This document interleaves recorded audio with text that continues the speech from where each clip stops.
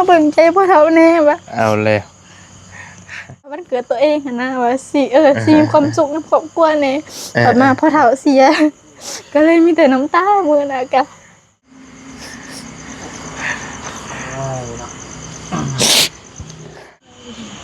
โดยสวัสดีล่ะจะเป็นลานซาเบลบอกเป็นลานหรือเป็นน้องนับว่าเป็นหลานนะเป็นลานบอกอยู่นำแม่เฒ่าแต่กี้อยู่นำแม่เฒ่าอยู่น้ำเมย์ก็บ่ได้อยู่น้ำเมย์อีกบ่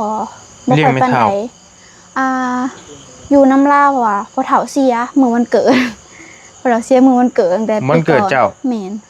เสียมื้อวันเกิดเลยโดยโอ้ยเนาะเสียได้ประมาณนะปี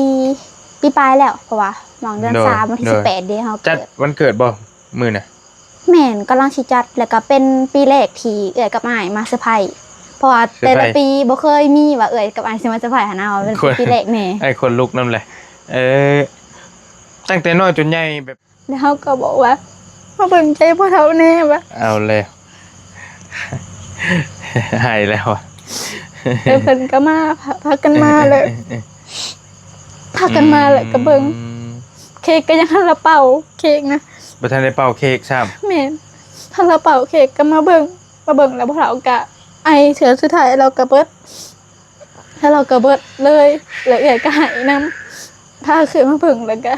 คิดว่าวันเกิดตัวเองหั่นนะว่าสิสิมีความสุขในครอบครัวแน่ต่อมาพ่อเฒ่าเสียเอาเฮ้ยให้ยังละวันนี้เราเป็นเอื้อยเอาอดเอาล่ะบ่เป็นยังจักเสียวอันนี้ได้แบบอุกใจดีรอนะมันเรื่องยังที่เจ้าคิดมาปึ้งแล้วอุกใจแบบนอนบ่หลับนี่เรื่องหนีนี่แหละเรื่องเป็นหนี้นี่โดยไปซื้อเครื่องนักเรียนก็ครบเบิดแล้วก็ยังเหลือประมาณล้านปลายก็พอดีอยากให้ของขวัญพ่อกับแม่นี่ก็เลยเฮาก็บ่มีว่าสิเอายังให้ลาวคิดยังบ่ออกก็เลยว่าซื้อเกิบให้แม่เพราะว่าเราก็บ่ได้จมอยากได้แต่ว่าอยากซื้อให้เรามีเงินซะบ่ล่ะสิแหละเราบ่ยอมเฮาหั่นล่ะว่ามีหั่นแหละเนาะว่าเอาเลือกเอาโลดว่าเฮาให้เจ้า2คู่ค่ะสิแหละเลือกเอาโลดว่าอะไรแบบนี้เราก็ไปเลือกเอา2คู่กตัญญูเด้อนี่นะนบีเนาะ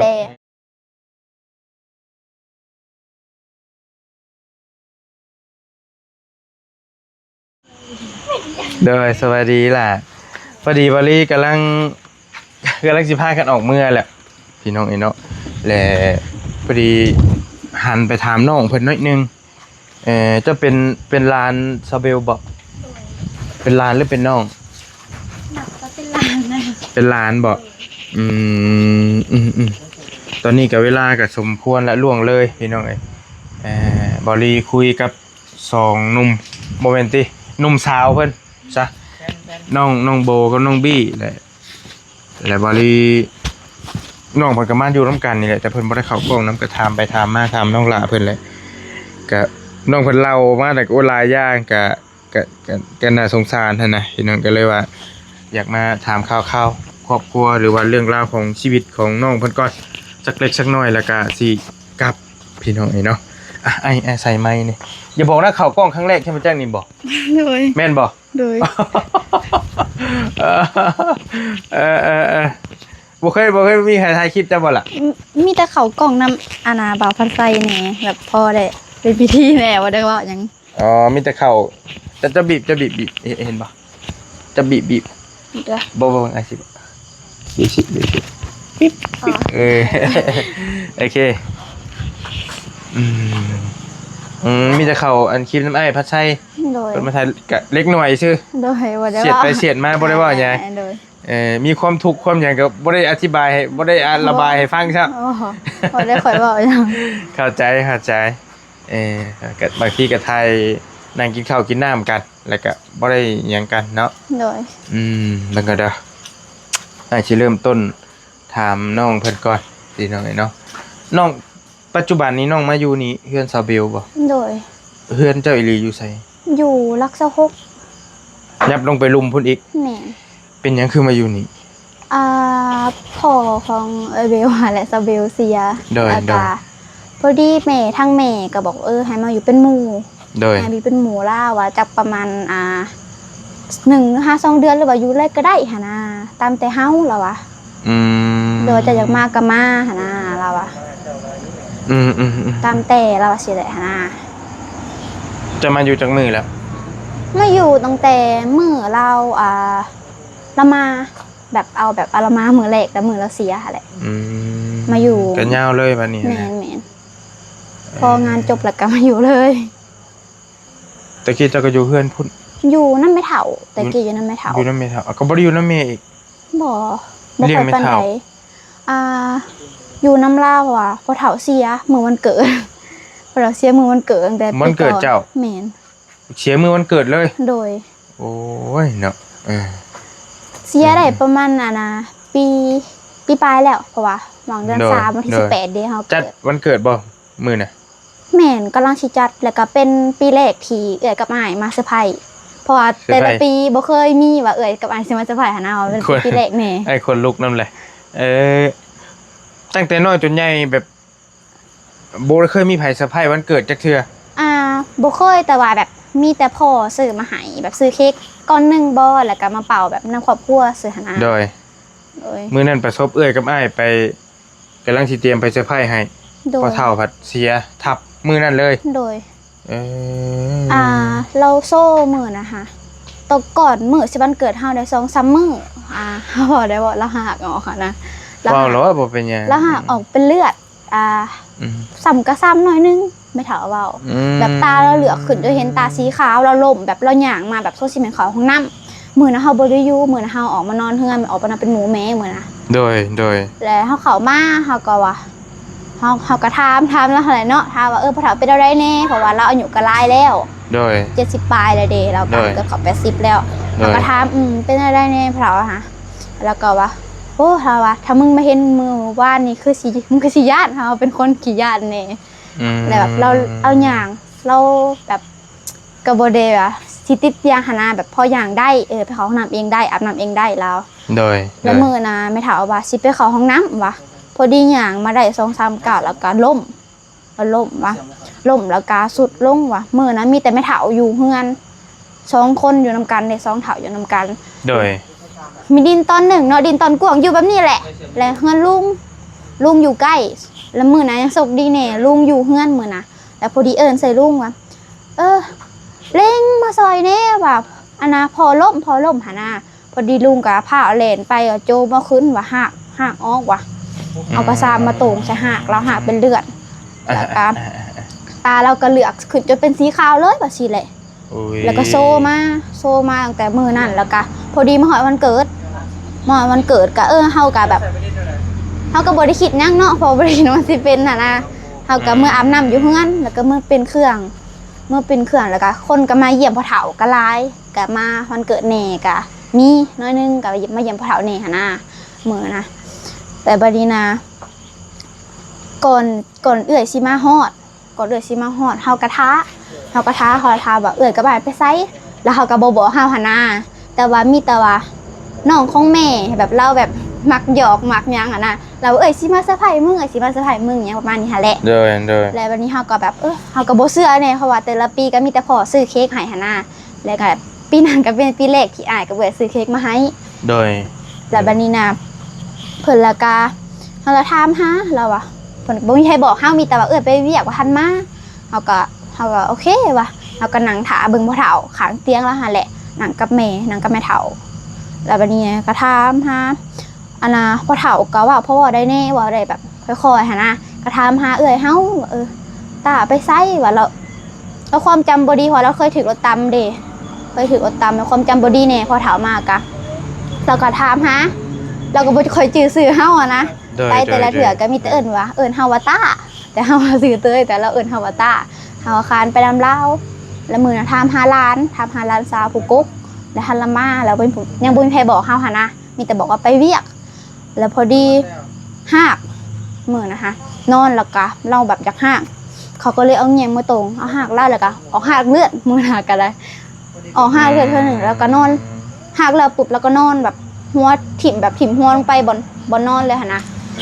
แล้วเข้ากับ เบิ่งเล่าพอกับมาหุบเบิ่งเล่าแล้ววันนี้เฮาก็พาโทรหาเอื้อยหาหน้า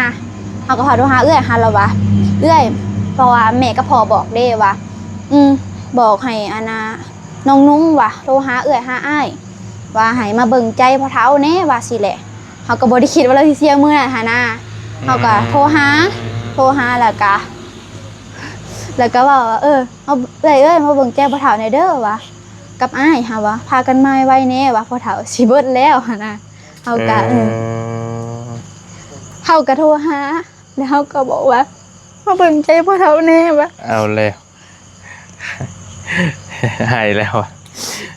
เพิ่นก็มาพากันมาเลยพากันมาเลยก็เบิ่งเค้กก็ยังทันละเป่าเค้กนะบ่ทันได้เป่าเค้กซ้ำแม่นทันละเป่าเค้กก็มาเบิ่งแล้วพ่อเฒ่าก็ไอเถือสุดท้ายเราก็เบิดถ้าเราก็เบิดเลยแล้วเอื้อยก็หายนำพาขึ้นมาเบิ่งแล้วก็คิดว่าวันเกิดตัวเองหั่นนะว่าสิมีความสุขในครอบครัวแน่ต่อมาพ่อเฒ่าเสียก็เลยมีแต่น้ำตามื้อน่ะก็โอ้ยเนาะเค้กก็ซื้อมาหลายก่อนเติมแหน่มื้อนะ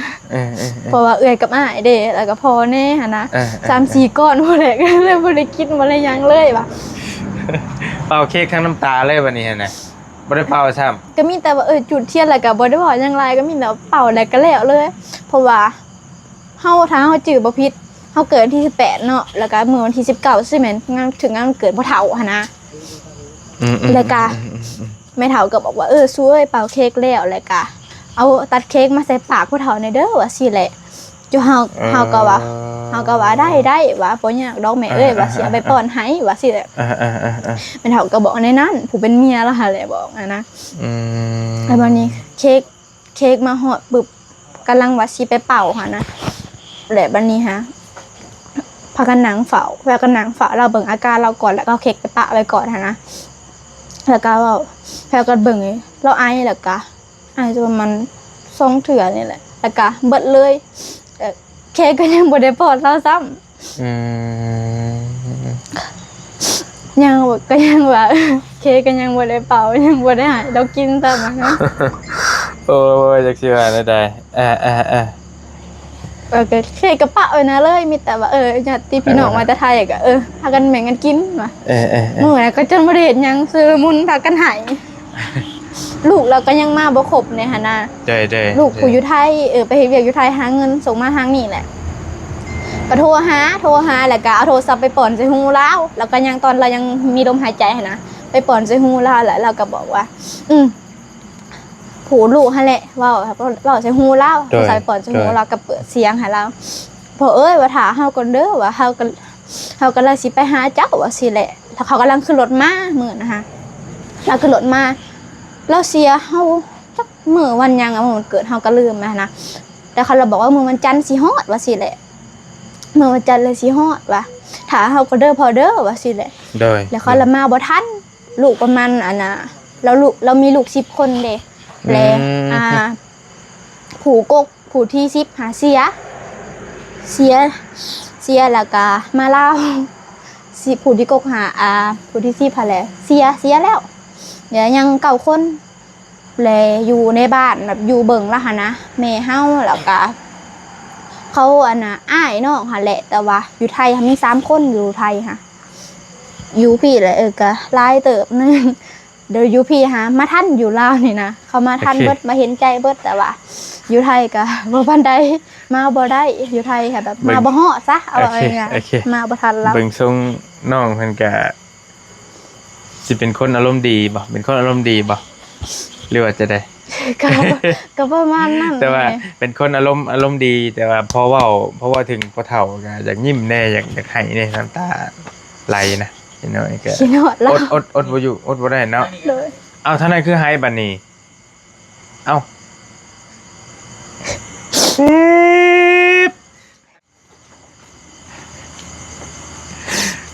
เฮ้ยให้ยังละวันนี้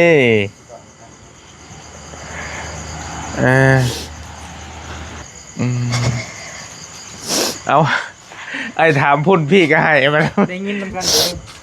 อพ่อเฒ่ากันเดียวกันบ่เราเป็นหลานเพราะว่า พอเฮาเป็นอ้ายของอันนะแม่เราเด้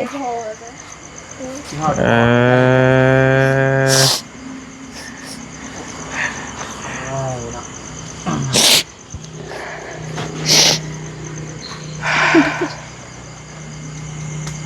โอ้มังนาวไอ้ายแตกแล้วบัดนี้มังนาวจักสิเว้าแนวใดพี่น้องอีเนาะเออโอ้ยไงต่างคนต่างมีปมนะอืม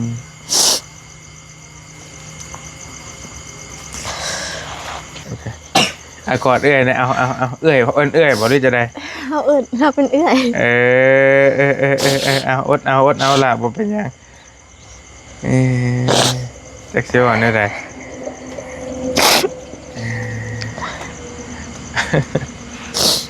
โอ้ยเบิ่งคือว่าล่าเริงอยู่กินนี่คือหยอกกับบี้อยู่บ่ได้ จะคิดฮอดพ่อเนาะเห็นพ่อเห็นผู้นี้พาให้แล้วนึกถึงพ่อผู้นี้ยังว่าพ่อให้กินแจ๊กแล้วพ่อหากับไม่หมาดๆนี่ผู้นี้นะเข้าใจ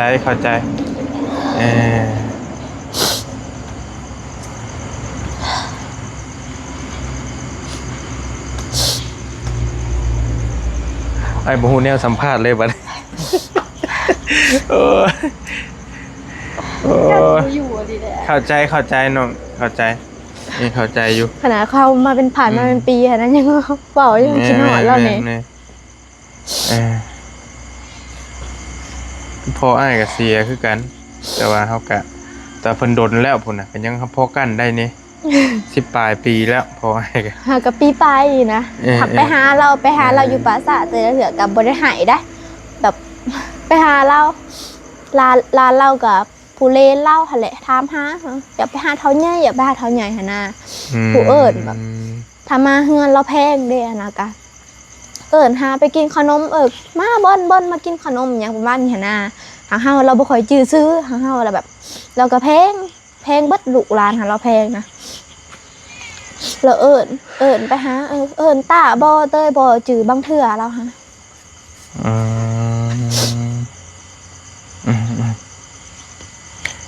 แล้วอดเอาเฮ็ดจะได้ แต่บี้ปลอบใจก็บ่ได้พอนี่บ่แม่นแล้วเนาะบ่ทันเนาะเช็ดน้ำตาได้บ่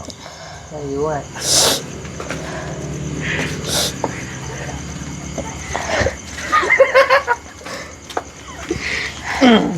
น้ำตาเลยดิ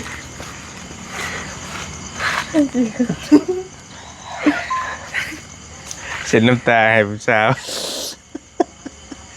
ไม่ เข้าใจมันแบบมันส่วนอะไรเนาะมันจำใจเด้ ตามใจเข้าใจไอ้หูบัดหูอารมณ์อยู่เข้าใจอารมณ์อยู่เพราะว่ากับพ่อเสียคือกันหั่นน่ะเข้าใจสัวๆแล้วมันเป็นเรื่องธรรมชาติเลยแล้ว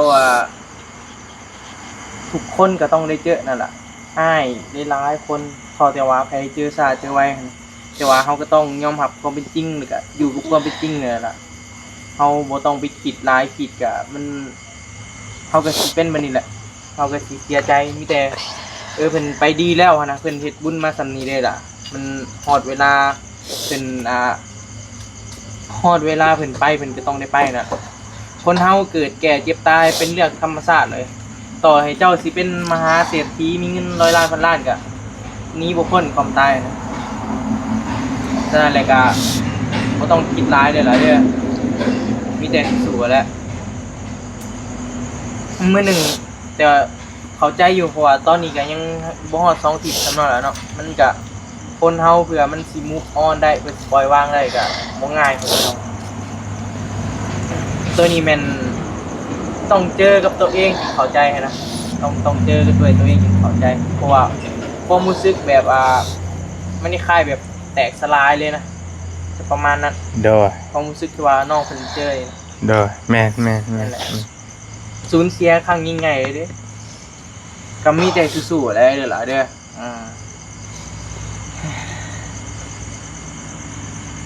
ว่าได้เนาะบ่ให้ล่ะพูดได้ พูดได้ว่า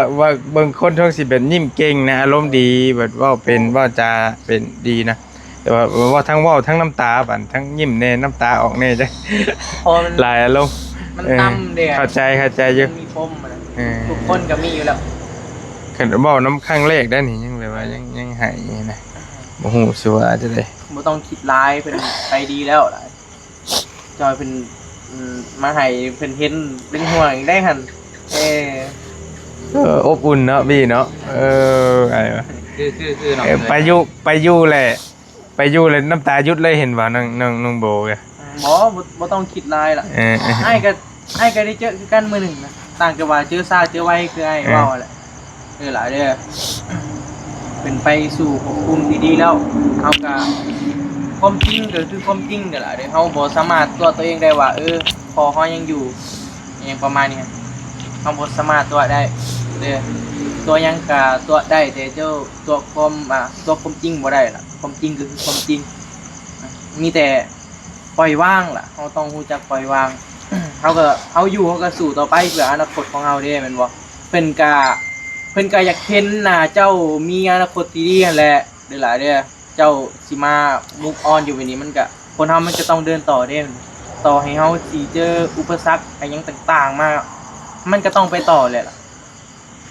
หลายยังมีคนเจอเหตุการณ์ที่ว่าให้กว่านี้นะถ้าเจ้าทุกคนก็ต้องไปต่อเด้ล่ะฉะนั้นแล้วสิ่งที่พ่อเจ้าต่อให้เพิ่นสิอยู่หรือว่าเพิ่นบ่อยู่นะสิ่งที่เพิ่นอยากเห็นก็คือเจ้ามีอนาคตที่ดีอาจสิเป็นแบบคือแบบเจ้ากุมตนเองอะไรล่ะมีเงินมีคำมือหนึ่งหรือว่าเป็นเจ้าเป็นนายเป็นตำรวจอหยังต่างๆเลยเด้ออันนั้นคือสิ่งที่พ่อของเจ้าอยากเห็นเราบ่อยากเห็นดอกเจ้าให้บัดนี้ไอ้เสือว่าก็ลีสมมุติว่าไอ้เนาะไอ้แบบไอ้เห็นลูกไอ้มาให้แบบนี้ไอ้ก็บ่โอเคดอกสิ่งที่เราอยากเห็นคืออยากเห็นพวกเจ้ามีความสุขหลายๆเด้อบ่ว่าสิพ่อโบหรือก็ทางพ่อเฒ่าหลายๆเด้อเพิ่นบ่อยากเห็นพวกเจ้าเสียใจหยังแบบนี้มีแต่สู้ๆหลายเด้อถูกต้องเลย แม่น ถูกต้องที่ มี สุด แต่สู้ แม่เฮาเองเห็นคือปัจจุบันนี่เห็นลูกสาวให้แก ๆแม่นแหละ พ่อแม่นี่แบบอุกใจนำนะบ่อยากให้นะ แม่นแหละ บ่อยากให้ขนาดว่าให้ซื่อๆนะ ถ้าเห็นนั่นลูกมีความสุขลาเรื่องกัน เอาก็ดีใจนะ มีความสุขเป็นละเขาเป็น ถูกแล้ว พ่อแม่นะโอ้ยสิว่าในใดแบบยอมแทนเจ้าได้นะยอมแบบตายแทนเจ้าได้เลยนั่นแหละความเพิ่นหักแพงเฮาฉะนั้นแล้วสิ่งที่เพิ่นอยากเห็นก็คืออยากเห็นเฮามีความสุขเด้อต้องให้ดอก พอแล้ว ผู้นี้ยังบ่หยุดอยู่โอ้ยซึ่งไอ้พี่เว้านี่ก็ยังบ่แห้งแล้ว ประมาณนี้แหละล่ะเ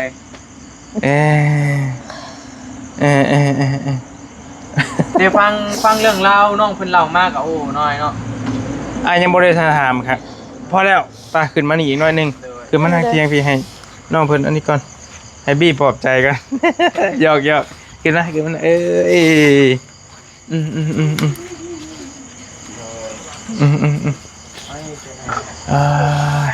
อยเนาะ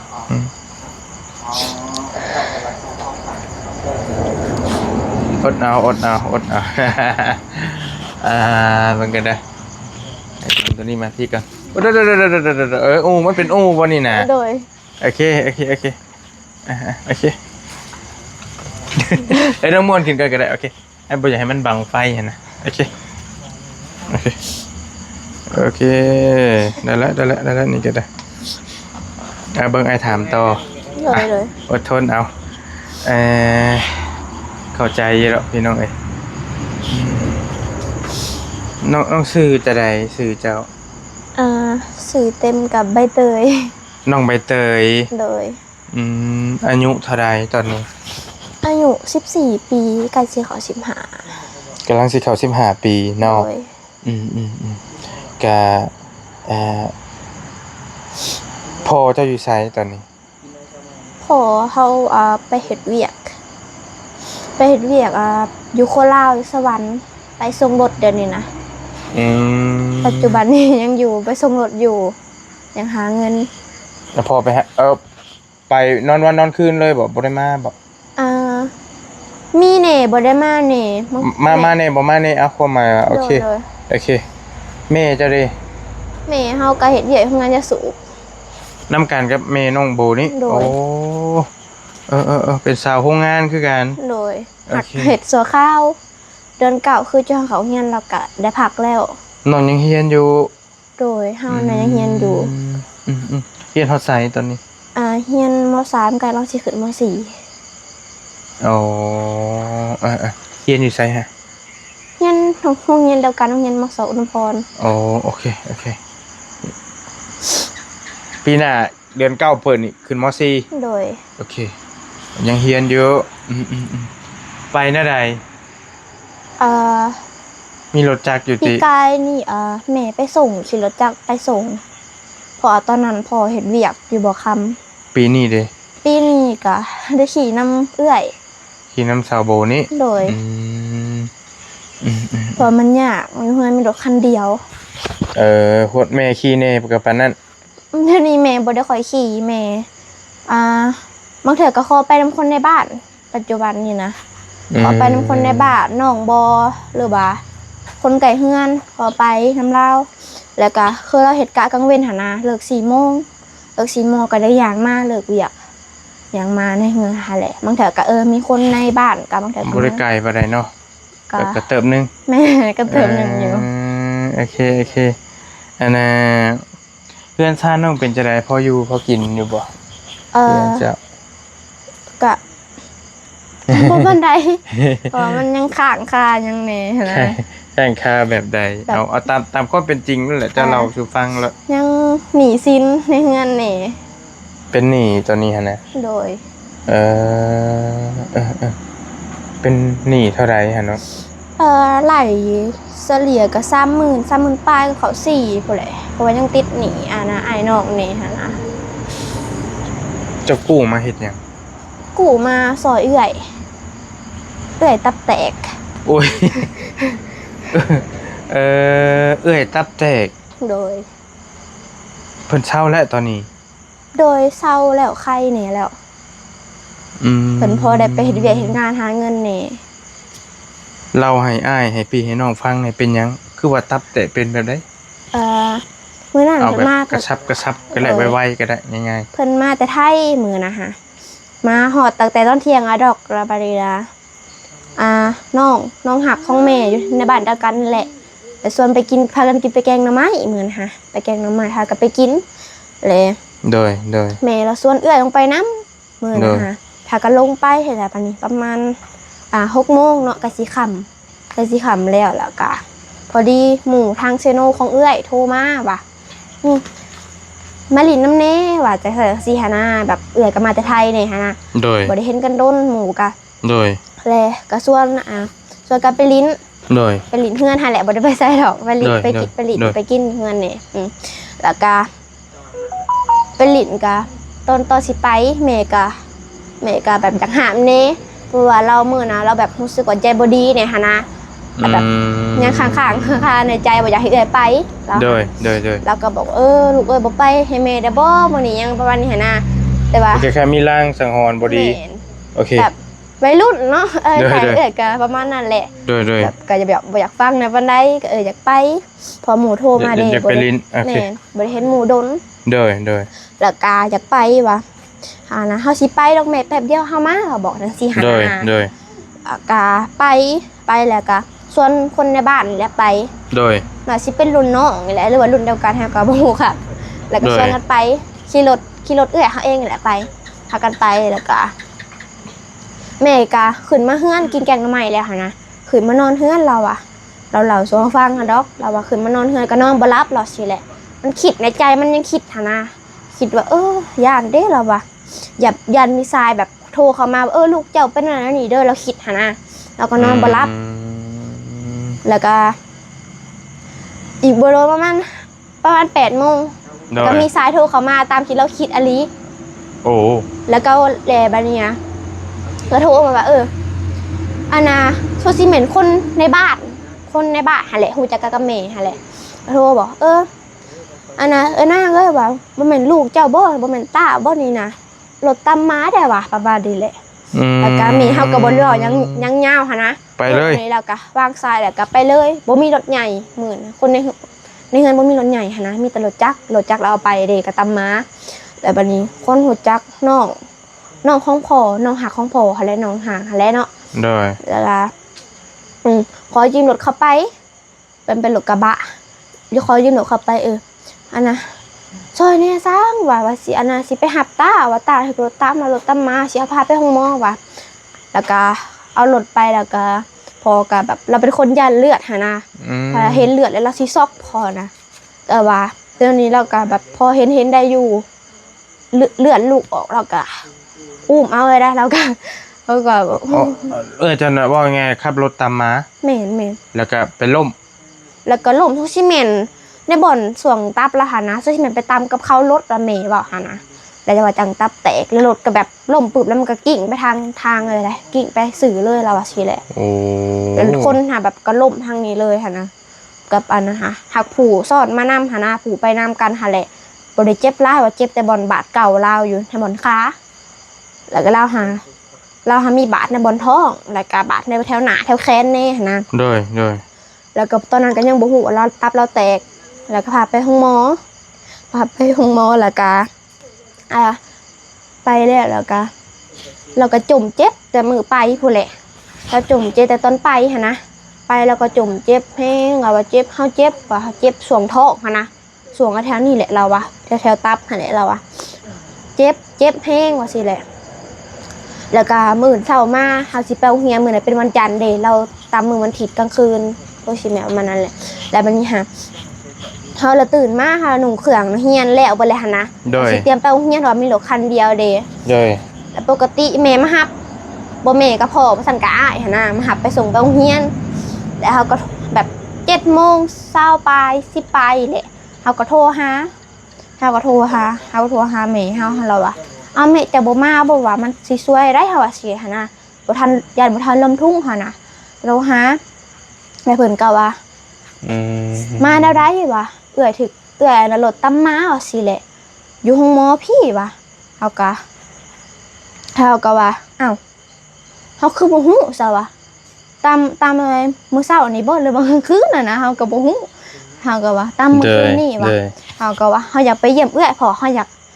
ในใจเฮาก็บ่อยากขาดดอกเฮียนว่าเฮาก็อยากไปเยี่ยมเอื้อยอยากไปเบิ่งเอื้อยหั่นน่ะเฮาก็อยากไปเบิ่งแล้วพ่อก็ว่าตอนเที่ยงเอาจังไปเอาเนาะว่ะยันเจ้าเซ็งมีเซ็งยันเจ้านั่นเจ้านี่แน่หรอสิแหละยันเจ้าค่าแนวเฮียนจะทะเลว่ะพอบ่อยากให้ขาดบันไดหรอสิแหละเฮาก็เลยว่าโอเคนั่นก็ได้เฮาสิแหละไปเฮียนกับบ่มีกระจิตกระใจเฮียนคิดน้ำเอื้อยฉันเอื้อยเป็นแห้งเฮานะพอยังบ่ฮู้อาการข้างในเด้ยังบ่ได้ถามอาการเอื้อยตอนนั้นฮะฮู้แต่ว่าเอื้อยรถตามมาแล้วก็แล้วเลยเฮาก็โอเคสรุปง่ายๆหั่นน้องอันน่ะยืมเงินหันไปรักษาเอื้อยที่รถล้มตอนนั้นแม่นบ่โดยแต่ก่อนยืมเท่าไหร่หั่นแรกๆพ่อเป็นคนเก็บเงินตอนน่ะช่วงนั้นเราแบบเป็นคนบ่มักใช้จ่ายพอหั่นนะเราเก็บเงินอยู่พอนะเราเก็บเงินว่าเราสิเอาไปซื้อรถเราว่าซื้อรถใหญ่ฮะแหละอยากได้รถแม่เราอยากได้รถเราแบบอยากได้มาขี่คือในครอบครัวแหละคนหลายเนาะแบบในเงินไม่เท่าแน่ฝากเงินไม่เท่าแน่แบบสมมุติว่าแบบอยากไปหลินไปเที่ยวก็พาเราไปได้หั่นนะเฮาจังบ่ยากนั่นแหละความคิดเราพอหั่นนะแล้วเราก็อยากเก็บเงินว่ะเก็บได้เงินได้เท่าใดวะแสนปลายนี่แหละหรือว่าบ่ฮอดแสนบ่เฮาเราเว้าหาฟังฮะเราก็ไปเอาเงินนำลาหั่นแหละไปรักษาก่อนแม่นเงินเก็บทั้งหมดที่ไปแม่นที่ว่าอยากเอาไปซื้อรถบาทผู้ชิแม่นแล้วก็เอาไปแล้วก็ไปปัวเลยว่ะตอนแรกทางห้องหมอนี่ว่าสิเอาไปอันนั้นว่ะเขาให้มี2ทางเลือกว่ะสิเอาลงแข้งหรือว่าเอาลงห้องหมอมุกเลยไปทายเลยว่าสิแหละและแม่ก็ตัดสินใจหั่นน่ะแม่ก็เลยแบบบ่ถามพอเลยแล้วก็ตัดสินใจเองเลยหั่นนะแม่นเราบ่เอาลูกข่อยไปมุกเลยว่าสิแหละแล้วก็ไปมุกแล้วก็มีเพราะว่าทางแม่ก็มีพี่น้องฝั่งไทยเด็กอ่ะอันนั้นทางอันนั้นก็ติดต่อรถพยาบาลอยู่ไทยมาหับเอาอยู่ทางนี้แล้วก็ไปฮอดเราว่าไปส่งลูกข่อยก็ได้เลือดเรายัง20%หั่นน่ะตอนนะคะจังว่าแม่ก็ตัดสินใจเด็ดขาดเลยว่าถ้าชีเบิดกลางทางก็ออกลายอีหลีแม่ออกลายอีหลีแม่ยังเหลือแต่20%เลือดเฮานะแล้วก็ ออกมาแล้วแม่เขาก็ว่าหมอเขาว่าเลือดลูกเจ้ายัง20%ได้เจ้ามั่นใจบ่ว่าสิลงมุกเลยว่าสิบ่ลงสิบ่แหวแข้งบ่ว่าสิแหละแม่เขาก็ว่าจังได๋เขาก็อยากเอาไปมุกเดี๋ยวนี้ค่ะเราว่าสิแหละสิแบบเบิดกลางทางแบบเอาง่ายซะแบบสิตายกลางทางก็แบบย่าแบบพ่อได้แบบฮู้ข่อยแบบมีแต่ว่าอย่าเอาลูกข่อยมาข่อยรู้สึกว่าเอาอยู่ข่อยมาแบบรู้สึกแบบอย่าเอาลูกข่อยมาป่วนแล้วก็แล้วหาหน้าแบบความคิดแล้วหาหน้าแบบเอามาให้สุดเลยเราว่าสิแห โอ ละ เคโอเค แล้วไปเลยหาหน้าไปมุกโซเสียคืนน่ะกับคืนละ10,000 แล้วก็เพลงเติบ แล้ววันนี้เงินพอเจ้าที่มีอยู่มันบ่พอ แม่นบ่ แล้ว พ ก็ อ ได้กู้ได้ยืมพี่น้องใช้ แม่นได้อยู่พุ่นก็เป็นเกือบเดือนอยู่พุ่นนะเพราะว่ามันเป็นนักเพลงเนาะตับแตกเด้แล้วก็ไปฮอดพุ่นแล้วก็น้ำท่วมปอดเราอีก ไอ้ยะ มัน โอ้หลายอย่าง แม่นน้ำท่วมปอดเราอีกมื้อนะคะไปฮอดแล้วเขาก็มาแจ้งว่ามาน้ำท่วมปอดเด้อคนไข้ว่ายังประมาณนี้หั่นน่ะ โอเคแล้วสรุปง่ายๆยังเป็นหนี้เท่าไหร่ตอนนี้เจ้าพ่อฮู้อยู่บ่ เท่าที่แม่เราสู่ฟังเราว่ายังติดหนีเนี่ยก็ประมาณ30,000ปลายกับเขา40,000ไล่เฉลี่ยก็40,000ซะเนาะเพราะมันสิเข้า 40,000 บาท แม่น อื ประมาณนั้นแล้วก็ยังหาเอาง่ายๆตอนช่วงพอก็เฮ็ดบ่ค้ามาแล้วได้เงินมาก็ใช้หนี้เดือนละ10,000ก็จนสิบ่มีเงินใช้กินในเฮือนหั่นนะเพราะว่าได้เงินมาปุ๊บก็ต้องได้ ใช่ ไป หนี้เอื้อยนะยืมเอื้อยนะ บ่อะไรยืมเท่านึงเบื่อนี่แหละตัวว่าไปปัวเอื้อยหั่นแหละ อืม แล้วก็หาเงินมาได้แต่ละเดือนแล้วก็มาใส่หนี้เขาว่ะไปแลก โอเค เอาเงินกีบไปแลกเงินบาทมาใส่หนี้เขาเดือนละ10,000ว่ะ โดย เงินหามีเหลืออยู่แต่ว่าบ่ได้เป็นว่าใส่เบิดหั่นนะยังมีเหลืออยู่ประมาณ2-3 ล้านบ่ประมาณนี้หั่นนะแต่ก็ว่าใส่หนี้ในห้างอันนั้นแน่ห้างแบบเครื่องขายของซ้ำประมาณนี้แหละขายเครื่องเล็กน้อยๆให้แหละพอไปเพราะว่าช่วงนั้นบ่มีเงินหั่นนะไปติดหนี้เอามีบ่ไข่บ่อิหยังบ่เครื่องใช้บ่ประมาณนี้หั่นนะแล้วก็ไปติดเอาแล้วก็ไปจ่ายทยอยจ่ายเขาประมาณนั้น ตามอ้ายฟังนี่แต่ก่อนน่ะพอเจ้าก็พอมีเงินเก็บแน่แสนปลายบาท โดย กำลังสิเก็บเงินถ้าได้อีหลีก็อยากซื้อรถใหญ่จักคันหนึง โดยเพราะว่าบอกกับเอื้อยผู้ตู้เป็นนี่แหละบอกกับเอื้อยเพราะว่าลูกสาวกะผู้กกหานะเราก็ไปหาเงินมาได้หั่นแหละหาเงินมาได้แหละพากันว่านํกัน2คนละหา2พ่อลูกหานำกันอยากได้รถใหญ่ว่าสิแหละพากันเก็บเงินซื้อเนาะว่าพากันว่านํกันหานา วันนี้เอ้ยประสบก่อน แม่น เอ้ยประสบเป็นก่อน มาเกิดอันนี้ก่อน แต่ว่าพอเช้าแล้วเดี๋ยวนี้บ่ละ แม่พ่อได้เฮ็ดเวียกแต่ว่ายังย่อของหนัก เพิ่น บ่ ยัง ได้ เป็นสาวอยู่แม่นบ่ แม่ประมาณ23-24 ปีแล้ว โอเค เนาะพอแบบพอเฮ็ดเวียกเฮ็ดงานได้หานา โอเค หันขายเครื่องไปเฮ็ดนะ อยู่ไทย โดย อยู่ไทยพุ่นเจ้าอันน่ะแบบตอนนี้หันมีความทุกข์แบบอุกใจดีรอนะแม่นเรื่องหยังที่เจ้าคิดมาปึ้งแล้วอุกใจแบบนอนบ่หลับนี่ เรื่องหนี้นี่แหละ เรื่องเป็นหนี้นี่ โดย อืม เพราะว่าคิดว่าตอนช่วงพักโรงเรียนตอนนั้นเราเป็นตอนเฮาไปโรงเรียนเด้ตอนนั้นเฮายังบ่ได้ปิดเทอมแน่ อืม แล้วเฮากะคิดว่าแม่เฮาลมกับแม่ได้เฮาก็โทรลมกับแม่ว่าแม่คะพักโรงเรียนสิไปเฮ็ดเวียกเด้อว่ะพอปีกายเฮาก็ไปเฮ็ดเวียกเด้ปีก่อนเฮาไปเฮ็ดเวียกอยู่โรงงานปีก่อนนะตอนนั้นเราหัน เจ้า เป็ ก็ นห เค ยั ย ง เจ้าก็เคยไป โดยเฮาไปเฮ็ดเวียกอยู่สวรรค์หลักเก่า อืม เพราะว่าปีนั้นเฮาคิดอยากหาเงินส่งตัวเองเรียนแหน่อยากหาเงินแบบว่าเบิ่งครอบครัวหั่นนะตอนนั้นก็ยังบ่ได้มีหนี้มีสินแต่ว่าแบบเฮาคิดแบบเฮาใหญ่แล้วเฮาก็ไปหาเวียกเฮ็ดงานทำได้แบบอยากหาเงินแบบมาแบบสมมุติว่าเดือน8เดือน9หั่นนะก็สิเข้าโรงเรียนแล้วก็ไปซื้อเครื่องแบบนักเรียนบ่เสียค่าบ่เกิดบ่แล้วก็ส่วนเงินที่เหลือก็เอาไว้ในบัญชีเฮาเองแล้วก็และตอนนั้นหาเดือนสุดท้ายหั่นนะเฮาเข้าโรงเรียนแล้วเขาพอดีโอนเงินมาให้เดือนสุดท้ายของเดือน8หั่นแหละเพราะว่าถ่ายเดือน8เฮาก็ออกมาเด้หญ้าเสียมื้อนะคะตอนถ่ายเดือน8เฮาออกมา2มื้อพอดีเขาสิปิดโรงงานบ่เฮาไปเฮ็ดนะ เด้อ แล้วเฮาก็ออกมา2มื้อเฮาก็เลยแบบยาใส่บ่ให้เขาตัดรถ2มื้อพอดีหญ้าเสียขึ้นไปน้ำพอเลยขี่รถจักรขึ้นไปหั่นน่ะขี่รถจักรขึ้นไปอันนะแล้วเวียกหญ้าแล้วก็ลงมาคืนแล้ววันนี้ฮะพอดีวันที่5กันเดือนออกของโรงงานหั่นนะเขาก็โอนมาให้ก็ได้2 ล้านปลายปกติสิเฮาได้เฮา3 ล้านเพราะว่าเฮาเฮ็ดเวียกเต็มเดือนหั่นนะได้3 ล้านปลายถ้าแบบเฮ็ดบ่เต็มก็ได้แต่2ปลายประมาณนี้แล้วบัดนี้โอนเงินมาเดือนสุดท้ายก็พอดีไปซื้อเครื่องนักเรียนก็ครบเบิดแล้วก็ ยังเหลือประมาณล้านปลายก็พอดีอยากให้ของขวัญพ่อกับแม่นี่ก็เลยเฮาก็บ่มีว่าสิเอาหยังให้ลาวคิดหยังบ่ออกก็เลยว่าซื้อเกิบให้แม่เพราะว่าเราก็บ่ได้จมอยากได้แต่ว่าอยากซื้อให้เราแล้วก็พาเราไปห้านในบ้านนี่แหละมีในหมานห้านในบ้านแล้วก็พาเราไปแล้วก็ จะควบเนาะ บ่ได้บอกเล่าว่าสิไปซื้อเกิบให้เราอยากเซอร์ไพรส์เราบ่เคยแบบเซอร์ไพรส์พ่อแม่หันนะแล้วก็พาอันน่ะไปแม่ น้อง ว่า จะควบ ไปนำเฮาก่อนว่ะแล้วว่าสิไปไสว่ะเฮาว่านะมาโลดว่าสิแหละแล้วก็มานำเฮาก็ว่าก็ว่าเลือกเอาแม่เกิบนะว่ะมีเงินซะบ่โลดสิแหละเราบอกยอเฮาแล้วว่ามีหั่นแหละเนาะว่ะเอาเลือกเอาโลดว่ะเฮาให้เจ้า2คู่ว่าสิแหละเลือกเอาโลดว่ะแล้ววันนี้เราก็ไปเลือกเอา2คู่ กตัญญูนั่นนี่นะนะพี่เนาะ หายากได้ แล้วเฮาก็เฮาเราไว้ซื้อให้พ่อนำเด้อว่ะเฮาเราแบบถือกันกับพ่อหั่นนะเราแพงเฮาเนี่ยดิเฮาก็ฮู้เรามักสิหยังมักแบบใดหั่นนะเฮาก็เลือกให้เราแล้วก็เฮาสิเอาเบอร์นี้เด้อให้พ่อเบอร์อันน่ะเด้อ30ปลายหรือ40 ยิ่ง เด้อ เปิดแล้วเนาะพอเนาะ มีคลิปมีคลิปถ่ายลงสตอรี่ใช้ลงสตอรี่อยู่ ขนาดเป็นอะไรพาอย่างเดียว โอเคกะเอาประมาณนี้ก่อนเนาะก็โอเคเรื่องราวน้องเพิ่นเล่ามาให้ก็โอเคละพี่น้องเพิ่นก็ถือว่าเป็นเด็กที่กตัญญู เลย เวลาอ้ายก็เริ่มไล่เข้ามาอ้ายสิเมื่อปะแล้ว เลย เด้อแนวใดสิมาล้มน้ำใหม่มีโอกาสมื้อหน้าเดี๋ยวสิมาหาใหม่ เลย ก็โอ้ยฟังเรื่องราวน้องเพิ่นเลยก็ได้ คือสิยาวอยู่ เลย พี่น้องเนาะอ้ายบ่มีหยังฝากเด้อ โดนบ่เป็นหยัง เอาให้ บ่เป็นหยัง เอาให้เป็นของขวัญอ่ะเอาไว้ซื้อหยังก็แล้วแต่เด้อ เลย เอาให้เอาไว้ซื้อหยังก็ต้มขนมกิน เลย โอเคเมื่อป้าเด้ออยู่ดีมีแฮงน้อง เลย ใบเตย เลย เนาะน้องใบเตยพี่น้องเอ้ยจะเป็น สบายดี ผู้สาวนักเรียนกำลังขึ้นกำลัง